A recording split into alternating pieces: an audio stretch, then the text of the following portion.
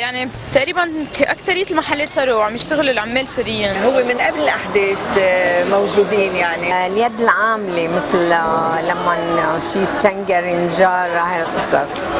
محلات الثياب، سوبر ماركت، وهول اكثر شيء شفت يعني. ايه عم يشغلون لانه اوريدي يعني بيقبضوا اقل.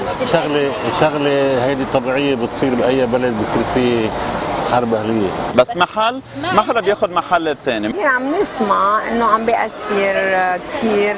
اكيد بدي انقهر وقتها بدي الاقي واحد لبناني قاعد بقلب بيته مش عم يشتغل بسبب رب عمل وظف حدا ثاني، وظف اثنين محل هيدا بنفس الراتب. في عنا واقع يعني ما فينا نتهرب منه، بس اكيد عم بيأثر.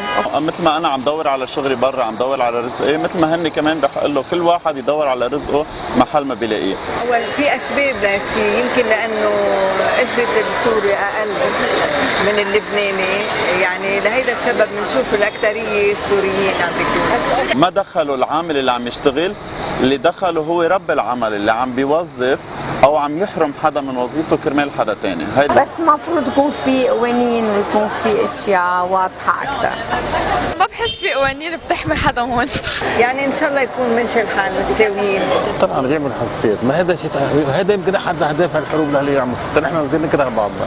لكن مش ضد السوريين ولا مع السوريين ولا مع اي حدا، بالاخير انا مع الانسان كانسان مين ما